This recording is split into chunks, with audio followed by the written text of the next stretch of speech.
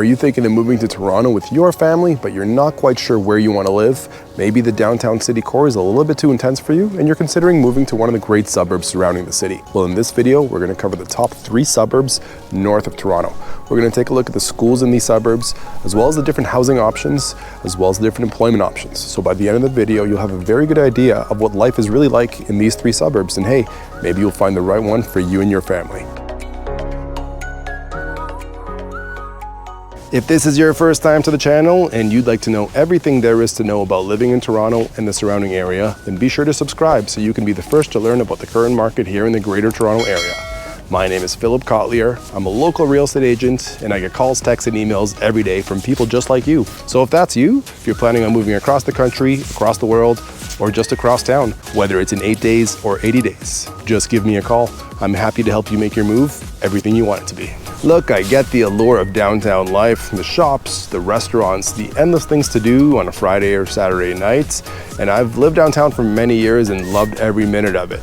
But there comes a time in your life when you have some kids and your priorities change a little bit. No longer are things to do on a Friday or Saturday number one, but their schools and playgrounds and trails and safety of a community really become paramount on top of that list. So if that's where you are in your life and you're thinking of moving to Toronto, I've highlighted the top 3 suburbs that you should be considering just north of Toronto. Those suburbs are Richmond Hill, Aurora, and Newmarket. Now these 3 suburbs are all located north of Toronto, around 30 to 50 minutes north, and they're all located along Highway 404, so it makes access to the downtown core very convenient. You're probably wondering why I'm in this beautiful forest today. And no, this is not a video on wilderness survival. This forest is located in Richmond Hill, but there are similar forests to it in Aurora and in Newmarket. And that's because this entire region is part of the Oak Ridges Moraine, a pretty significant geological formation that came together during the last ice age, when this whole area was covered by over 2 miles of ice. When the ice melted, it created a lot of valleys, rivers, kettle lakes, and a lot of forest came out from that region as well. So if lots of outdoor space for hiking, biking, walking around with a stroller is important for you, this region is exactly where you should be considering living. Now, in terms of safety, Richmond Hill, Aurora, and Newmarket are pretty affluent neighborhood nowadays and don't suffer from too much crime. Keep in mind, guns are very restricted in Toronto. Even if you own a gun and you want to put it in a car and go for a drive, you have to call the gun range that you're going to let them know you're coming and to give you permission. If an officer stops you without this permission, you will get arrested. So guns are very regulated here, and we don't see too much gun violence in either Richmond Hill, Aurora, or Newmarket. The newest thing in terms of crime that's happening is car theft, which is quite common in these areas. Cars are being stolen right off of people's driveways, but that would be really the extent to which you should be concerned in terms of crime. Now, in terms of schools, these 3 suburbs have excellent schools that rank amongst the top in the entire province. Now, if you're moving here from outside of the country, you should know that we have a 3-tier schooling system here with public education, public Catholic education, and public French immersion education, where classes are primarily taught in French and English is pretty much a second language in these schools. So that would be the first consideration you would need to make if you're moving here with the school-age kids, is what school system would you like to enroll them into? Now let's talk about one more activity that links these 3 suburbs together. And if you're a golf lover, I have great news for you, because golf is a huge deal here in Newmarket, Aurora, and Richmond Hill, with some of the highest ranked golf courses in the entire region, including Eagles Nest Golf Course, Lebevic Golf Course, Magna International Golf Course, just to name a few. But the list goes on and on and on. Whether you're looking for a private option or a public option, you will never get tired of the amount of golf courses there are in this region. Richmond Hill has a population of 202,122 people with an area of 27,000 acres, and it's 35 minutes away from downtown Toronto by car. Aurora has a population of 62,057 people with an area of 12,355 acres, and it's 40 minutes away from downtown Toronto by car. Newmarket has a population of 87,942 people with an area of 9,513 acres, and is 45 minutes away from downtown Toronto by car. Let's dive a little bit deeper into Richmond Hill. Now, Richmond Hill is the largest community on our list based on land size and population. It's also the most developed community on our list since it's been developing for many, many years. Now, single detached freehold homes are the most common product type here in Richmond Hill, but there are also lots of townhomes spread throughout the city, and there's also a lot of new condos that have been built centered around Yonge Street, mostly closer to Yonge and Highway 7, where the future subway station has been approved. This subway station will take you down to downtown Toronto, actually. So this area at Yonge and Highway 7 will be built up with a lot of condos planned to go up in this area. But the rest of the city is almost completely built out. There are still some new homes being built in the north of the city, closer to Oak Ridges, as well as on the east side. Let's talk about the average price of a home in Richmond Hill. The average price of a condo is $670,049. The average price of a townhome is $1,295,255. And the average price of a detached home is $1,970,056. The history of Richmond Hill dates back over 150 years, back to when the community was first settled. Now, down Yonge Street, there's a charming downtown core for Richmond Hill with a lot of heritage buildings dating back to this period. These buildings have been lovingly restored, and a lot of them are now coffee shops, restaurants, bars, as well as theaters. So if you're looking for something to do at night in Richmond Hill, the downtown strip could be the place for you. Here's a list of the best public schools in Richmond Hill. In terms of elementary, we have Pleasantville Public School with a score of 8.3 out of 10, or ranked 231 out of 2,975 schools. We also have Richmond Rose Public School with a score of 8.9 out of 10, or a rank of 102 out of 2,975 schools. In terms of high school, we have Bayview Secondary with a score of 9.0 out of 10, or a rank of 8 out of 739 high schools. We also have St. Teresa of Lisieux Catholic High School with a score of 9.0 out of 10, or a rank of 8th out of 739 high schools in the province. If there was a superpower for Richmond Hill, it would have to be its amazing park system. Richmond Hill has so many parks spread out throughout the community, it's very tough to keep track of. Let's highlight a couple. In the northeast of the community, there's Richmond Green, a huge park with baseball diamonds, soccer fields, indoor-outdoor skating rinks, a skateboard park, as well as trails, hiking paths, man-made lake, and a little waterfall.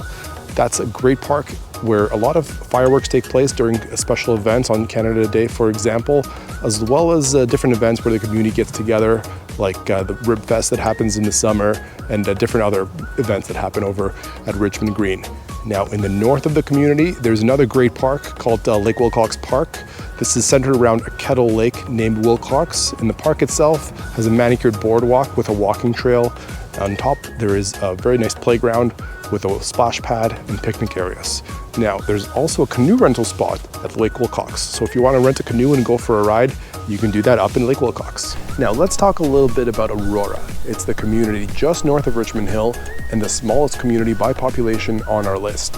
Now, Aurora has been developing over the years, and now it's almost fully developed with just a few pockets of development on the east side of the community. The majority of housing in the community are single detached homes with some townhomes spread throughout. There are a few condo options, but not too many, as high density is not permitted within the boundaries of Aurora. Now, the city's superpower would have to be its amazing trail system. The city was planned in a very smart way to integrate trails into each and every community.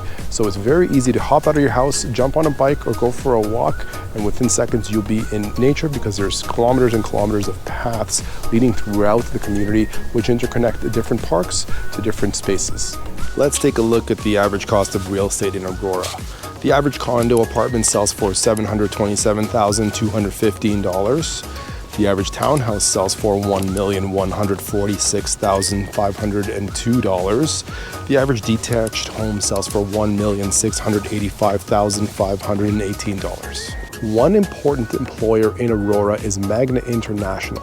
They're a large parts manufacturer for the automotive industry, and they have a lot of different facilities in and around Aurora. They've also built the Magna International Golf Course, which is a European-inspired golf course, and it's quite a beautiful place to see, especially during the fall.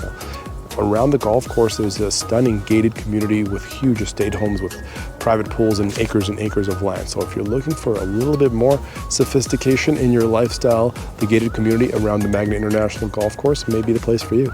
Let's take a look at the top-ranked public schools in Aurora. In terms of elementary, we have Rick Hansen Public School with a score of 8.6 out of 10, or a rank of 163 out of 2,975 schools. We also have Hartman Public School with a score of 8.2 out of 10, or a rank of 276 out of 2,975 schools. In terms of high school, we have Aurora High School with a score of 8.4 out of 10, or a rank of 35 out of 739 schools. Aurora also has a charming downtown core along Yonge Street like Richmond Hill, but it is a little bit smaller. The main attraction in the downtown core is the Town Square Park, where in the summer months there's a new concert every week offered for free to residents of Aurora.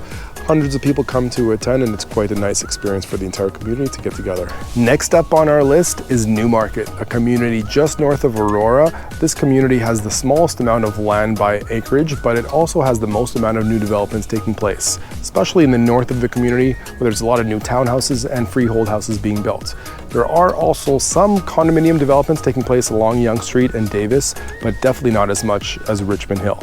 So the superpower for Newmarket would have to be its affordability, because Newmarket is the most affordable community on our list, and that's mostly because it's the furthest from downtown Toronto. You know, Toronto is a big anchor here in the region, and it is really the highest point of pricing, and the further away you go from Toronto, the more affordable the pricing will be. And Newmarket is really in that sweet spot with a close proximity to Toronto, but not too far that it's still not accessible. Let's take a look at some Newmarket real estate prices. The average condo apartment sells for $613,564.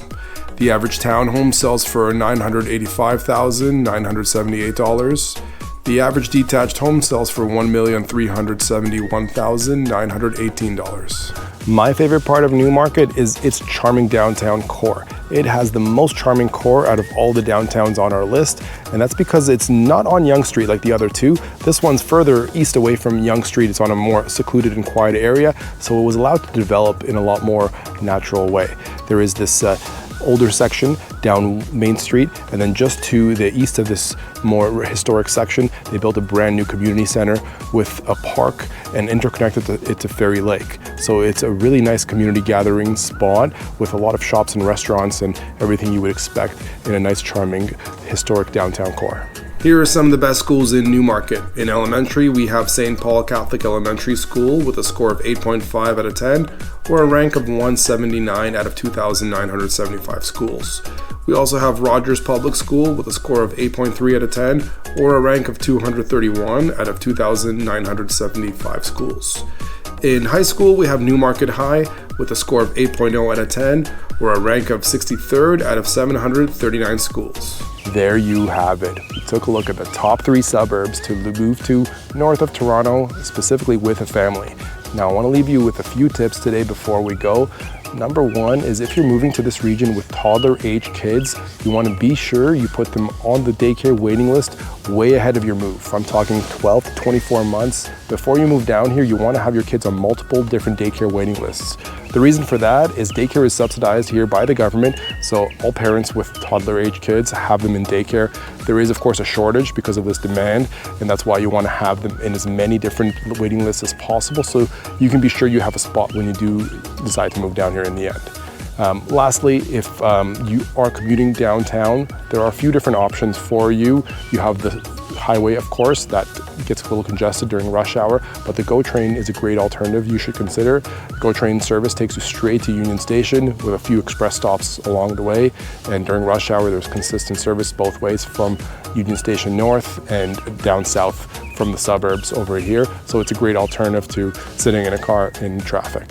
Now, moving forward, we are putting out a video a week about everything to do with life in Toronto, including real estate property tours, neighborhood guides, and rentals and statistics about the market. So be sure to like and subscribe so you can be the first to be notified when a new video is released. And that's it for today. I hope you guys enjoyed this video, and I'll see you on the next one.